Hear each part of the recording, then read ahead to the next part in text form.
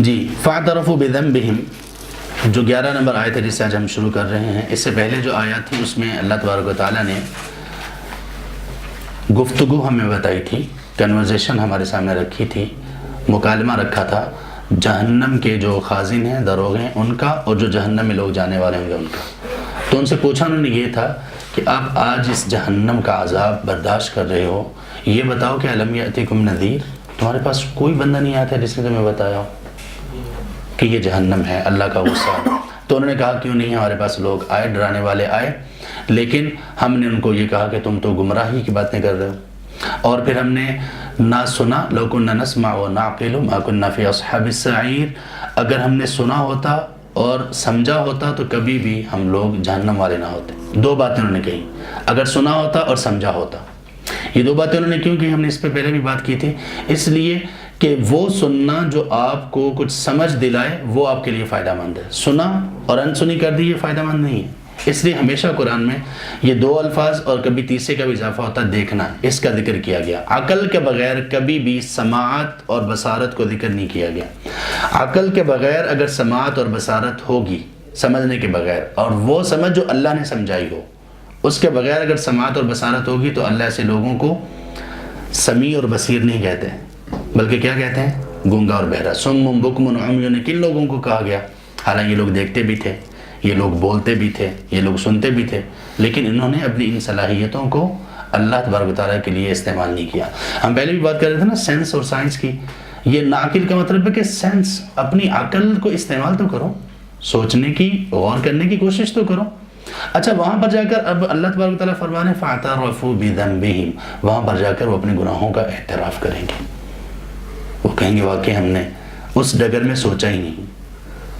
حالانکہ وہ، اچھا سبحان اللہ، دیکھیے اگر ہم ایتھیسٹ ملحد لوگوں کی بات کریں، وہ باتیں ہی سائنس کی کرتے ہیں، لیکن قیامت کے دن کیا کہیں گے؟ ہم نے سینس سے کام نہیں لیا۔ تو فرق ہے اس میں، وہ لوگ سائنس کو سینس کے بغیر سمجھنے کی کوشش کرتے ہیں، اور سینس کیا ہوتا ہے یہ اللہ تعالیٰ نے ہمیں بتایا۔ تو قیامت کے دن وہ کہیں گے کہ لو کنا نسمع او نعقل، اگر ہم سینس لیس نہ ہوتے، اگر ہم عقل سے کام لیتے تو کبھی ایسا نہ ہوتا، تو اپنے گناہوں کا اعتراف کریں گے۔ لیکن اس وقت اعتراف کوئی فائدہ دے گا؟ وہ اللہ جو اتنے رحیم ہے اس وقت کیا کہیں گے؟ سحقاً، دفع ہو جاؤ، دور ہو جاؤ۔ جہنم میں ابھی بھی جہنم میں ہے، وہ جہنم سے یہ باتیں ہو رہی ہیں نا، اس کے باوجود اللہ تعالیٰ ان سے کہیں گے دفع ہو جاؤ۔ اتنا غصہ اللہ تعالیٰ کا کیوں؟ اس لیے کہ آج اللہ تعالیٰ نے کتنی آسانی دے رکھی ہے، کتنی مہلتیں ہیں۔ سبحان اللہ، اللہ کے رسول صلی اللہ علیہ وسلم نے فرمایا، اللہ اکبر، اللہم ارحمنا وتب علینا۔ آپ صلی اللہ علیہ وسلم نے فرمایا، صحیح بخاری میں ہے، ان اللہ یبسط یدہ باللیل لیتوب مسیء النہار، اللہ تعالیٰ رات کو اپنا ہاتھ پھیلاتے ہیں جیسے اس کی شان کے لائق ہے۔ اس ہاتھ پھیلانے کا مقصد صرف یہ بتایا گیا ہمیں کہ جس نے دن میں کوئی گناہ کیا ہے وہ توبہ کر لے، اور اللہ تبارک و تعالیٰ صبح، جب صبح ہوتی ہے تب اپنا ہاتھ پھیلاتے ہیں کہ اگر تم سے رات کو کوئی گناہ ہو گیا توبہ کر لو۔ جو اللہ اس زندگی میں اتنا رحیم، اتنا شفیق ہیں جو اللہ تعالیٰ، وہ قیامت کے دن اتنی زیادہ سخت ہو جائیں گے۔ اور یہ یہاں پہ کہا گیا نا سحقاً لاصحاب السعیر، یہ اللہ تبارک و تعالیٰ نے فرمایا۔ نبی صلی اللہ علیہ وسلم بھی کچھ لوگوں کو کہیں گے سحقاً، صحیح بخاری میں آتا ہے وہ کون سے لوگ ہوں گے؟ یہ تو جہنم میں چلے جائیں گے، اللہ کہیں گے نا کچھ لوگ ہوں گے وہ قیامت کے دن، ابھی جنت اور جہنم کا فیصلہ پورا نہیں ہوگا، جنت اور جہنم میں لوگ نہیں گئے ہوئے ہوں گے۔ نبی صلی اللہ علیہ وسلم کہتے ہیں، فرماتے ہیں کہ میں حوض کوثر پہ پانی پلا رہا ہوں گا، اچانک کچھ میرے امتیوں کو آئیں گے وہ، لیکن ان کو ہٹا دیا جائے گا۔ تو نبی صلی اللہ علیہ وسلم کہیں گے یہ تو میری امتی ہیں، ان کو کیوں پیچھے کر دیا؟ تو وہ دو چیزیں ہیں، حدیث میں دو چیزیں آتی ہیں۔ آپ سے کہا جائے گا اللہ کے رسول آپ نہیں جانتے کہ انہوں نے آپ کے بعد کس طرح دین کو تبدیل کر دیا، اور ایک حدیث میں آتا ہے کس طرح دین میں نئی نئی چیزیں ایجاد کر دی ان لوگوں نے۔ دیکھیے یہ نئی چیز کسی بھی چیز میں ہو، عبادت میں ہو، دعوت میں ہو، علم میں ہو، نالج میں ہو، کسی بھی چیز میں ہو، جب اللہ کے رسول صلی اللہ علیہ وسلم کو یہ بات آپ کے کان میں پڑے گی نا، فرشتے بتائیں گے کہ آپ کو نہیں پتا کہ ان لوگوں نے آپ کے بعد کتنی بدعات ایجاد کی اور کتنا دین کو بدل دیا۔ جیسے ہی آپ کو یہ معلوم ہوگا آپ کی نرمی بھی ساری ختم، آپ کہیں گے سحقاً لمن غیر بعدی، دفع کرو ان لوگوں کو جنہوں نے میرے بعد دین کو تبدیل کر دیا۔ اب یہاں سے آپ اندازہ لگائیں کہ دین کو تبدیل کرنے والوں پر آپ صلی اللہ علیہ وسلم کو کتنا غصہ ہے، اور کہاں پر وہ لوگ جن لوگوں کا یہ ماننا اور عقیدہ ہے کہ نبی صلی اللہ علیہ وسلم کی وفات کے فوراً بعد سارے لوگ ہی دین سے مرتد ہو گئے تھے، نعوذ باللہ۔ اس لیے ایسے لوگوں کو، جو بندہ یہ عقیدہ رکھتا ہے نا کہ دین کے بعد، نبی صلی اللہ علیہ وسلم کی وفات کے بعد سارے لوگ ہی نعوذ باللہ دین سے مرتد ہو گئے تھے، اس اہل علم یہ کہتے ہیں کہ اس بندے کے کفر میں کوئی شک نہیں ہے۔ کیوں؟ کیونکہ اس بندے نے نبی صلی اللہ علیہ وسلم کی پوری محنت کو ہی ضائع قرار دے دیا۔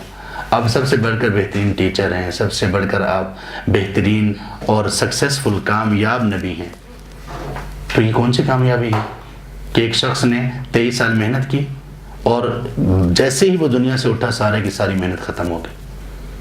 اور دوسرا یہ کہ کیونکہ ان سے ہی ہمیں دین ملا ہے، صحابہ سے، تو جو بندہ یہ کہتا ہے، جو بندہ صحابہ کو نعوذ باللہ کوئی برا بلا کہتا ہے، وہ بندہ بہت گناہ گار ہے، لیکن اس پر کفر کا فتویٰ اہل علم نہیں لگاتے۔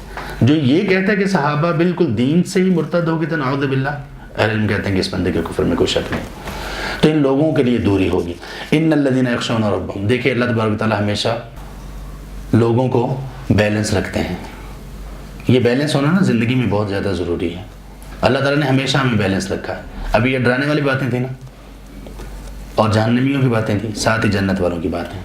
ان کی پہلی صفت کیا ذکر کی؟ ان الذین یخشون ربہم بالغیب، وہ لوگ جو اپنے رب سے ڈرتے ہیں غیب کے ساتھ۔ پہلے تو بات یہ ہے کہ ڈرنے کے لیے جو لفظ استعمال ہوا وہ خشیہ کا ہے، اور خشیہ یہ خوبی والا ڈرنا ہے، اس میں امید پائی جاتی ہے۔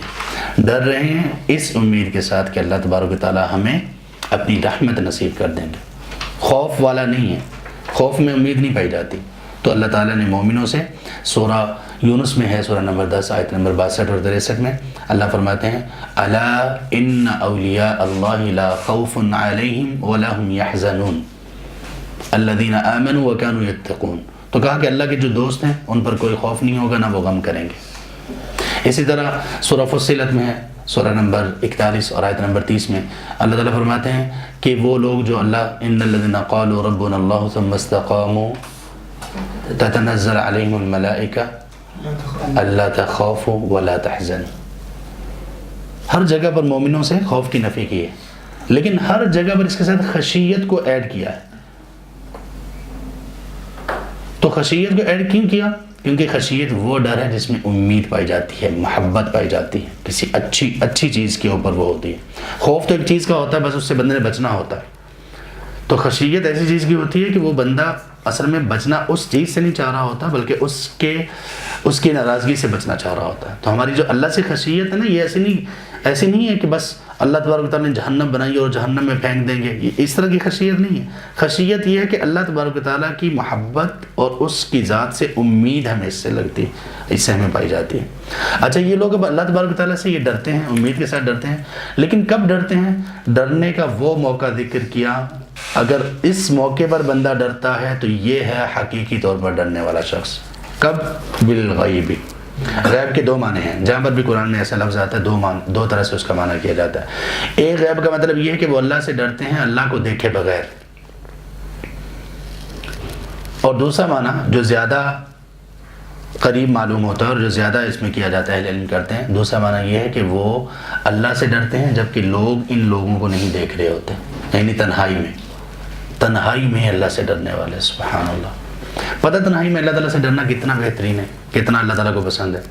دیکھیں ہم لوگ جو اگر ہم سوچیں اللہ تعالیٰ ہمارے گناہوں پر پردہ رکھے، اللہ ان کو معاف کرے، اللہ تعالیٰ ہمارے تمام گناہوں سے ظاہری باطنی سب معاف کر دے اور ان سے ہماری جان چھڑا دے، ہم لوگوں کے سامنے جو ہمیں گناہ پایا جاتا ہے ہم لوگوں کے سامنے نہیں کرتے۔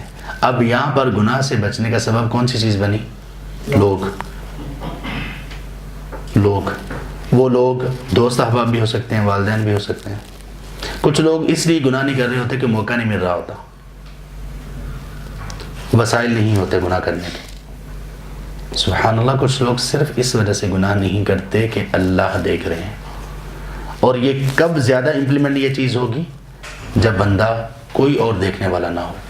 اللہ کے رسول صلی اللہ علیہ وسلم نے فرمایا، صحیح بخاری اور مسلم میں یہ حدیث ہے، قیامت کے دن جن 7 قسم کے لوگوں کو اللہ تبارک و تعالیٰ جنت کا سایہ، اپنے عرش کا سایہ نصیب کریں گے، ان میں سے ایک یہ بھی ہے، ذکر اللہ خالیا ففاضت عیناہ۔ اس سے پہلے یہ سب سے آخر میں آپ نے ذکر کیا اس کو، اس سے پہلے جو 6 قسم کے لوگ ہیں نا، ان سب کا تعلق دوسروں کے ساتھ ہے۔ جیسے پہلا شخص امام عادل، انصاف والا بادشاہ. اب انصاف کس کے ساتھ کرے گا؟ اپنے ساتھ کے علاوہ رعایا کے ساتھ بھی. دوسرے نمبر پر شاب النشأ فی عبادت اللہ، جس بندے نے اللہ کی راہ میں اپنی جوانی عبادت میں گزاری. اب جو عبادت کرے گا اس میں نماز بھی ہوگی، لوگوں کے سامنے ہوگا. تیسرے نمبر پر وہ دو لوگ ہیں جو اللہ کے لیے محبت کرتے ہیں، اللہ کے لیے ہی ملتے ہیں، اور جب جدا ہوتے ہیں تب بھی ان کے دلوں میں اللہ کے لیے محبت ہوتی ہے. چوتھے نمبر پر وہ شخص جس کو کسی خوبصورت اور خاندانی خاتون نے گناہ کی دعوت دی اور اس نے کہا میں اللہ سے ڈرتا ہوں، یہ بھی دوسرے لوگوں کے ساتھ انوالو. اسی طرح وہ آدمی جو صدقہ کرتا ہے اور صدقے کو اتنا زیادہ چھپاتا ہے کہ اس کے دائیں ہاتھ کو جو دیتا ہے بائیں ہاتھ کو پتہ نہیں چلتا. اب کسی کو دے رہا ہے نا، لیکن یہ جو آخر میں جس کا ذکر کیا نا، سبحان اللہ، یہ بندہ کسی کو پتہ نہیں ہے کیا کر رہا ہے. ذکر اللہ خالیاً، اس نے تنہائی میں اللہ کو یاد کیا. اللہ کو یاد کرنے کا کیا مطلب؟ اللہ کی نعمتیں، احسانات یاد کیا اور اپنے گناہوں کو یاد کیا. اس نے یاد یہ کیا کہ میں اتنا گناہ گار ہوں اور اللہ نے میرے اوپر کتنا کرم کیا ہوا ہے، گناہوں پہ پردہ رکھا ہوا ہے. یا پھر یہ کہ میں جو عبادت کر رہا ہوں، اللہ نے جو کچھ مجھے دیا ہوا ہے یہ کتنا زیادہ ہے، میری عبادت کتنی کم ہے. بس اسی طرح کی چیزوں میں اس کے آنسو نکل آئے. ففاضت عیناہ، یہ ادا اللہ کو اتنی پسند ہے، اتنی پسند ہے کہ اللہ تبارک و تعالیٰ اس بندے کو عرش کا سایہ دیں گے، کیونکہ تنہائی میں ڈر رہا ہے. تو اصل ہے تنہائی میں ڈرنا. جو بندہ اللہ تبارک و تعالیٰ سے تنہائی میں ڈرتا ہے وہ لوگوں کے سامنے اللہ تبارک و تعالیٰ سے ڈرے گا ہی ڈرے گا، کیونکہ اس میں تو لوگ بھی شامل ہو گئے ہیں. تو اس لیے اللہ تعالیٰ نے کہا کہ وہ لوگ جو تنہائی میں اللہ سے ڈرتے رہے، لہم مغفرۃ و اجر کبیر، ان کے نہ صرف یہ کہ اللہ گناہوں کو معاف کریں گے، پردہ رکھیں گے، بلکہ اجر بھی بہت بڑا ملے گا ان کو.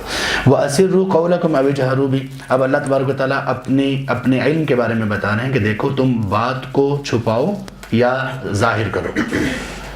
ایک ہے بات کو چھپانا، چھپانے کا مطلب یہ کہ بات کی تو صحیح لیکن آہستہ آواز میں، اور ایک یہ ہے کہ اونچی آواز میں کی، جیسے ہم ابھی بول رہے ہیں. اللہ تعالیٰ کہتے ہیں یہ دو چیزیں.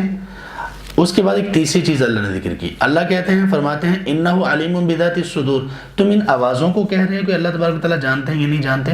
تمہاری آوازیں، الفاظ ابھی بعد میں بنتے ہیں، اس سے پہلے آدمی کے خیال آتا ہے نا میں یہ بولنے والا ہوں، آدمی کے ذہن میں، مائنڈ میں وہ الفاظ بن رہے ہوتے ہیں. تو وہ جو الفاظ کا وہاں پہ بننا ہے اللہ اس کو بھی جانتے ہیں. تو تم کیسے اللہ سے چھپ سکتے ہو؟ دیکھیے پیچھے کیا کہا، وہ لوگ جو اللہ تبارک و تعالیٰ سے تنہائی میں ڈرتے ہیں.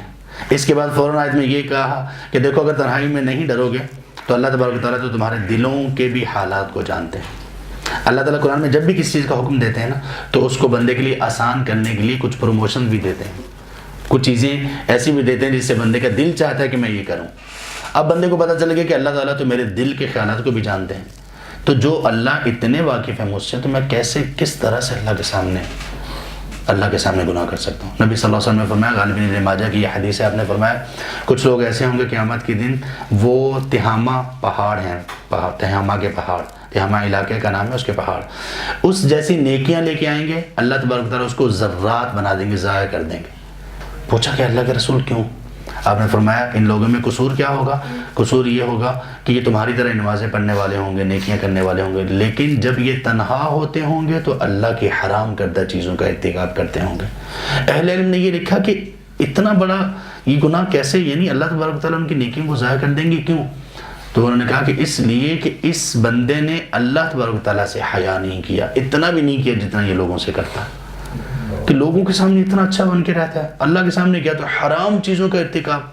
اس بندے نے جو اللہ کے حیا کو توڑا ہے نا، اللہ سے حیا کو، اور اتنی زیادہ بے حیائی کہ اللہ تعالیٰ کے سامنے حرام چیزیں، گناہ اور بات ہے، حرام چیزوں کا ارتکاب شروع کر دیا.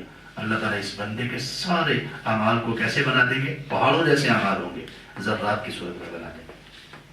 تو یہ بندہ تنہائی میں نہیں ڈرا. تو تنہائی میں ڈرنا اتنا زیادہ ضروری ہے، اور بندے کو ایمان کا لطف بھی اسی کو ملتا ہے، ٹیسٹ اس کو نصیب ہوتا ہے جو تنہائی میں اللہ سے ڈر رہا. اس کا جو اللہ سے تعلق بنتا ہے وہ کسی اور کا نہیں بنتا.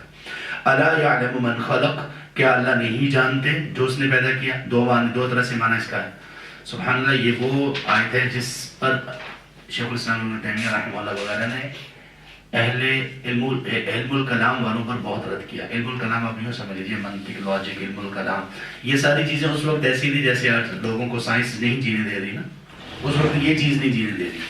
لوگ اتنا زیادہ پریشر میں آ جاتے ہیں جیسے کو پتہ چلتا ہے یہ بندہ اچھا علم الکلام جانتا ہے، یہ بندہ اور یہ منطق جانتا ہے.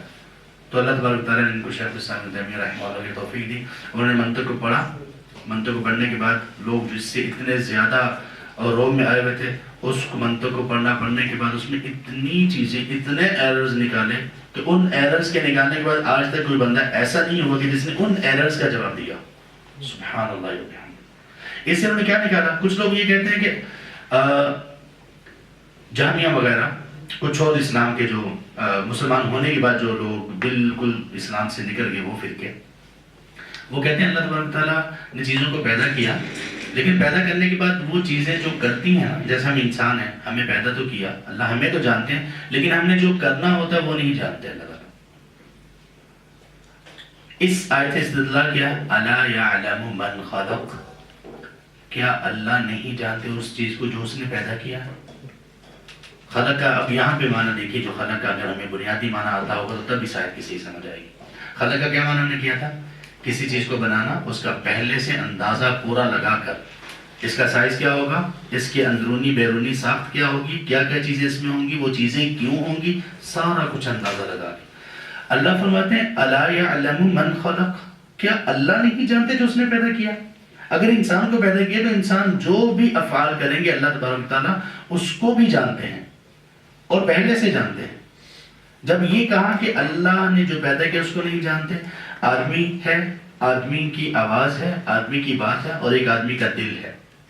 اللہ نے پچھلی آیت میں کیا کہا؟ انہ علیم بذات الصدور، کہ اللہ تو دلوں کے بھید کو بھی اور دل میں پیدا ہونے والے خیالات کو بھی جانتے ہیں. تو یہ کیسے پاسبل ہے کہ اللہ ایک چیز کو بنائے؟ ایک بندہ ایک چیز کو بناتا ہے، ایک چیز کو بنانے والا اس نے اس کو بالکل شروع سے شروع کیا اور بنا رہا ہے. کیا اس کو یہ پتہ نہیں ہوگا کہ اس چیز میں کیا کیا میں نے لگایا اور کیا کیا اس کے فنکشن ہے، یہ کیسے کام کرے؟ الا یعلم من خلق، کیا وہ نہیں جانتا جو اس نے پیدا کیا؟ تو ساری چیزیں اللہ تبارک تعالیٰ کے علم میں. اس کو پھر ٹرمنالوجیز اس کے لیے علم الکلام والے استعمال کرتے ہیں. شیخ الاسلام ابن تیمیہ رحمہ اللہ نے اس سے وہ نکالی اور ان کے اوپر رد کیا، ایسا رد کہ جس کا جواب ان کے پاس نہیں تھا.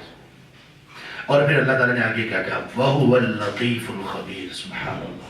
لطیف کا مطلب جو اللہ نے پیدا کیا اس میں جتنی بھی باریک سے باریک چیزیں اللہ ان کو جانتے ہیں.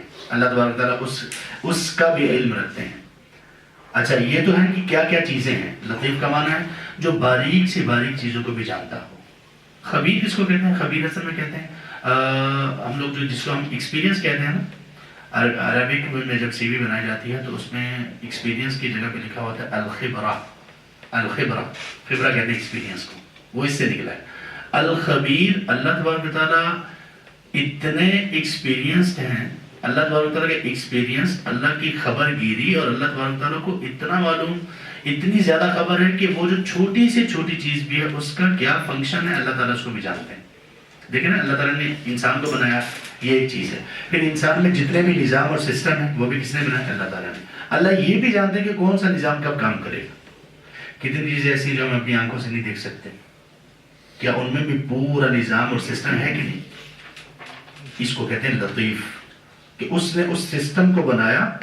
ایک ایسی چیز جو انسانی آنکھ نہیں دیکھ سکتی لیکن اس میں بھی پورا سسٹم ہے. اس میں کیا کیا سسٹم ہے؟ لطیف اس کو معلوم ہے. الخبیر، وہ سسٹم کیسے کیسے کام کرتے ہیں. الخبیر اللہ تبارک تعالیٰ جانتے ہیں.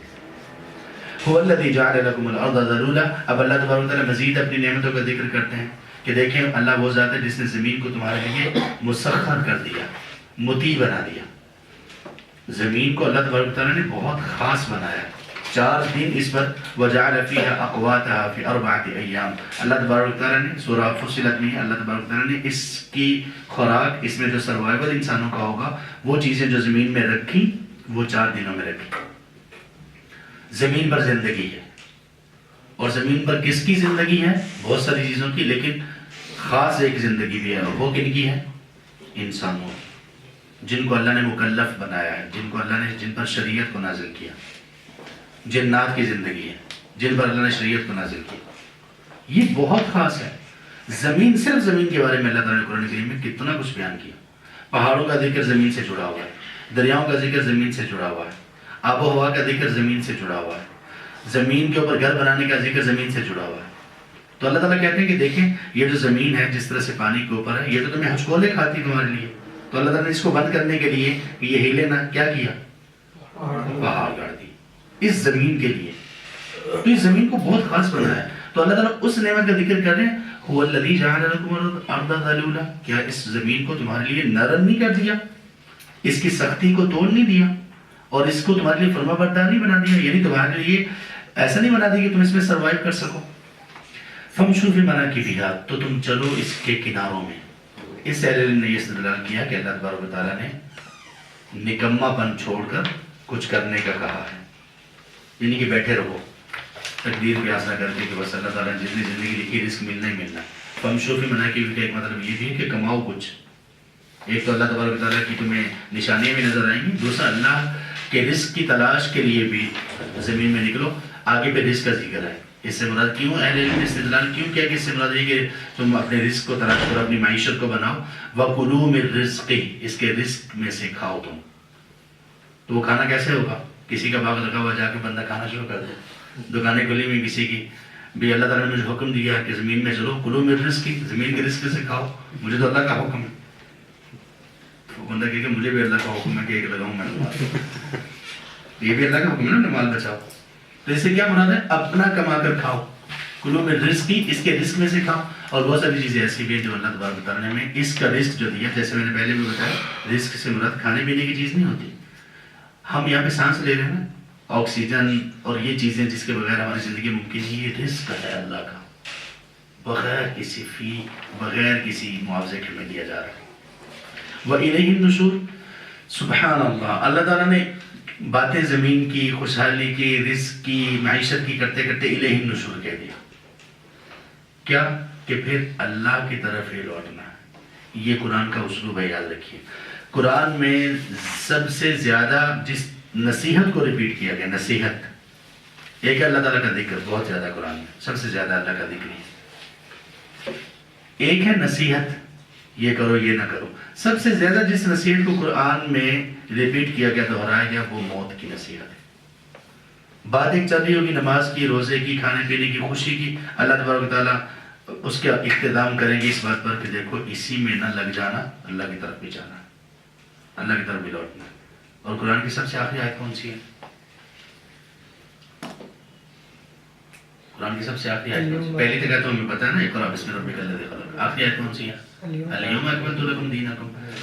اس کو آخری کہا جاتا ہے، سمجھا جاتا ہے، کچھ اہل علم نے اس کو آخری کہا. سورہ مائدہ کی 30 آیت ہے، لیکن اس کو آخری آیت اس لیے کہا جاتا ہے کہ اس کے بعد اہل علم یہ کہتے ہیں کہ کوئی حکم نازل نہیں ہوا، یہ حلال ہے یہ حرام ہے، ایسا کچھ نہیں نازل ہوا. لیکن ویسے قرآن کی سب سے آخر میں نازل ہونے والی آیت ہے سورۃ البقرہ کی آیت نمبر 281. اب اس میں کیا کہا کہ آپ دیکھیں، جس پیغام کی ابتدا ہوئی تھی اقرأ سے، اس کو اللہ نے اختتام کہاں پر کیا؟ نماز، روزہ، حج، زکوٰۃ سب کچھ آ گیا، پہلی قوموں کے واقعات بھی آ گئے، اور اللہ تبارک تعالیٰ کی نعمتیں بھی آ گئی، اللہ کی توحید سب کچھ آ گیا. اب آخری آیت میں یہ ہے وَاتَّقُوا يَوْمًا تُرْجَعُونَ فِيهِ إِلَى اللَّهِ. اب اس دن سے بچنے کی تیاری کر لو جس میں تمہیں اللہ کی طرف لوٹایا جائے گا. ثُمَّ تُوَفَّى كُلُّ نَفْسٍ مَا كَسَبَتْ، پھر جو جس نے کیا ہوگا نا اس کا اس کو بدلہ دیا جائے گا پورا پورا. وَهُمْ لَا يُظْلَمُونَ، کسی پر ظلم نہیں کیا جائے گا، کیونکہ اس کے بغیر چارہ نہیں ہے. ہم گناہ کریں، گناہ میں آگے بڑھیں، یہ تب ہی ہوگا جب موت ہمیں بھولی ہوئی ہو. جتنی موت زیادہ یاد ہوگی اتنا ہی زیادہ اس سے ہم گناہوں سے دور ہوں گے. اس لیے نبی صلی اللہ علیہ وسلم نے فرمایا، ترمذی میں یہ حدیث ہے، اکثروا ذکر ہادم اللذات، لذتوں کو توڑ دینے والی چیز کو زیادہ یاد کیا کرو، یعنی موت کو. ہم اس کو کم بھی یاد نہیں کرتے.